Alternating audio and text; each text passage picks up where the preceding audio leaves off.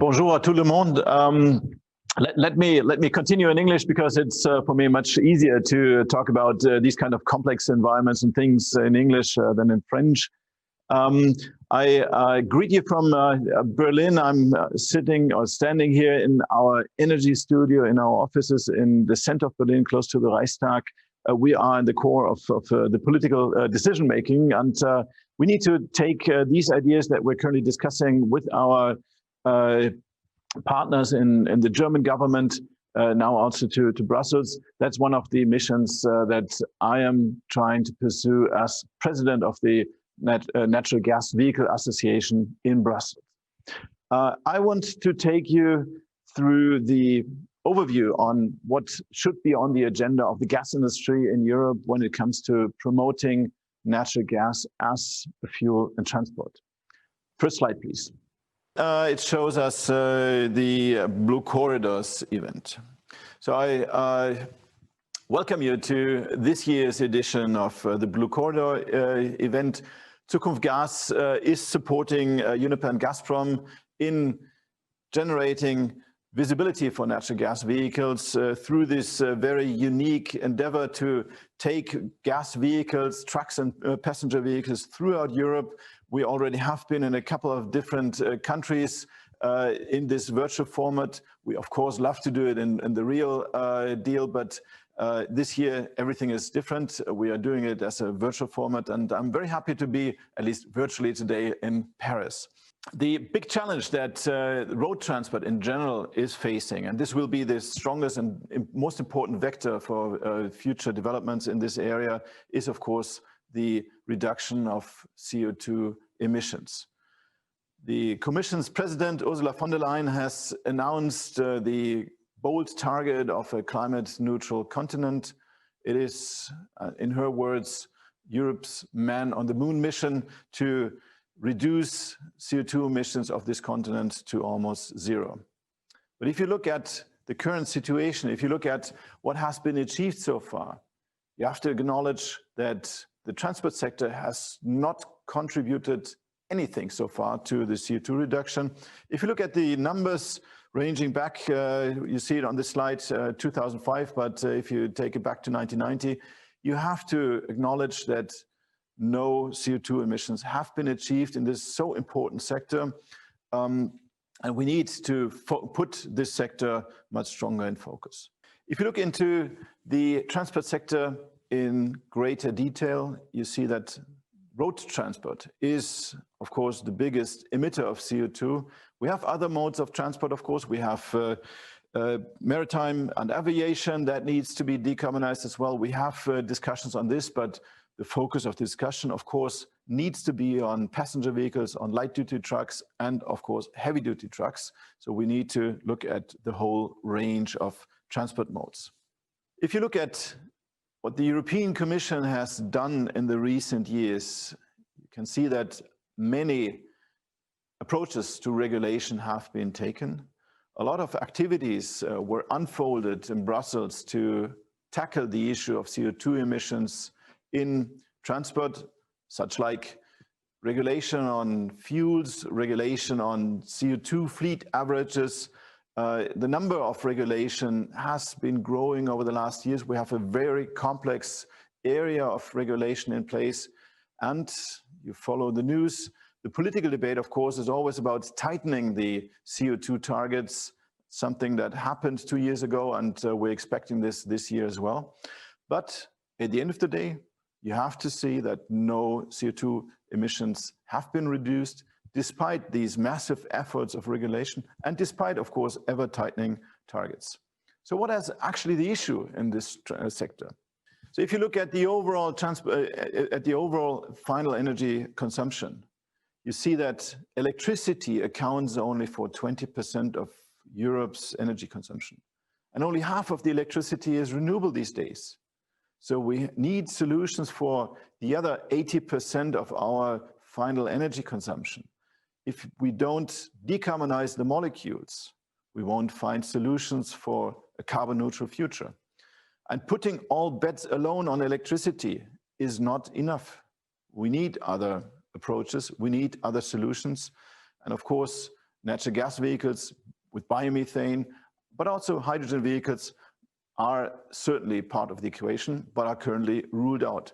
Because we have this very unique situation that vehicles in Europe are only measured by their tailpipe emissions, and the other emissions that occur when electricity, for instance, is produced are not accounted in the current regulation, which is so important for the automotive manufacturers. You see this little cartoon here. Of course, this is a little bit exaggerating the situation. However, this is the current situation that we're facing in the regulation. And this leads to the situation that the OEMs are pushing so strongly forward the electrical vehicles because they do not have any other solution to solve this equation, despite the fact that the environment is not really positively affected. To dig deeper into details, let's have a look at the next slide. The current CO2 regulation in Brussels, and this is affecting all the European manufacturers and importers, is based on the idea of a fleet average. So every car that is being sold in Europe is being accounted on a virtual balance, and taking the average on all vehicles that are being sold leads us to the figure that is the target that has been debated in the political arena. And if you look at how this average is being calculated, you see that electrical vehicles, but also hydrogen vehicles, are accounted for with 0 gram CO2 emission, because electrical vehicles don't have a tailpipe. This is equalizing or balancing CO2 incentive vehicles on the other end of the scale, like big SUVs and such like. But there are a couple of peculiarities to this system. One thing are plug-in hybrids. You see a very large vehicle running on a plug-in hybrid system, which is accounted for with only 56 grams. This is the result of a regulation that puts an electrical vehicle, a plug-in hybrid vehicle with a full battery on the test bed, and then it's running on 0 gram per kilometer until this battery is empty. And this results to situations that a large sports car, a large sports utility vehicle, despite a massive requirement of energy, has a very low carbon footprint in this equation. And coming to our area of expertise, the biomethane vehicles, yes, they have a tailpipe. Yes, there is a CO2 emission coming out of this tailpipe. But we all know that these CO2 emissions are already accounted for because it's coming from the natural environment. The plants have taken out the CO2 of the atmosphere. So it's a circular system with no carbon impact.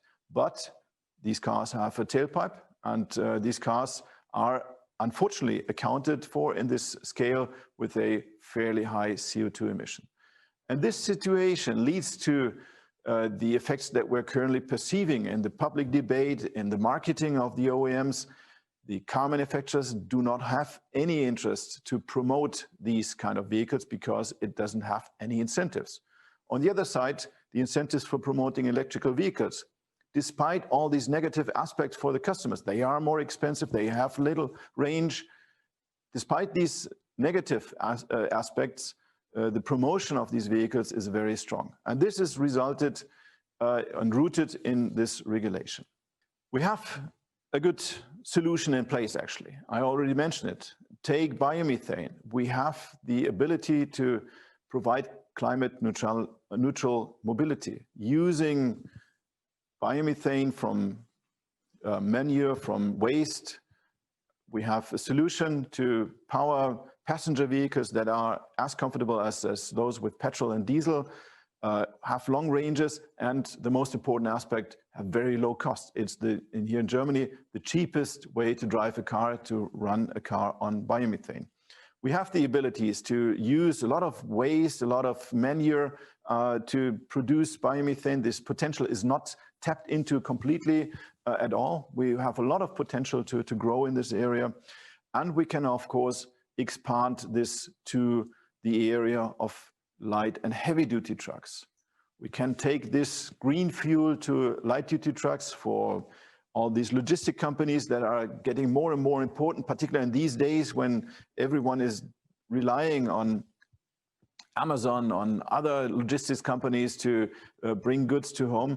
And of course, we can provide green fuel also to heavy-duty trucks by liquefying biomethane, by selling bio-LNG in a growing number of filling stations. Here in Germany, we have now a couple of dozens of LNG stations. We see a very strong growth for this area of transport because the logistic operators tell us this is the only sensible solution and sensible alternative to diesel to come to terms with the CO2 targets. So in order to wrap it up, we need to create a political thrust to tackle the upcoming review of the CO2 emission standards for new cars and vehicles. As part of the Green Deal that has been announced by the European Commission, the Commission wants to review the current system of regulation. And we're now at a pathway at where we need to decide whether we simply want to tighten the screws, simply do some kind of evolutionary changes in the regulatory system with the risk that nothing changes, such like happened in the last decades, or if we change the regulatory system to a new approach which is effectively tackling CO2. Because right now, the transport sector has not delivered anything and contributed anything to the CO2 reduction. The key reason for that in our analysis is that the current regulatory system is flawed. We have two different silos that are being regulated. We have fuels, we have passenger vehicles, but these two silos are not connected with each other. The regulatory system is not effectively working due to this cause. And we need some kind of change, and we need a fundamental change of the regulatory system to tackle these issues. And the fundamental change is, of course, we need to move towards a well-to-wheel approach. The chances are high that we can bring this to the table, to the Commission, to the European Parliament, because these connections are now more and more understood. The willingness to move things in this area is rising. That's something that we clearly perceive. And furthermore, I think it's very important that the industry, the gas industry, is creating a concrete promise, is delivering concrete solutions, and not just talking about something that happens in the future. So we need to fight for the integration of biomethane into the system and, of course, a change of the system towards well-to-wheel. Thank you very much.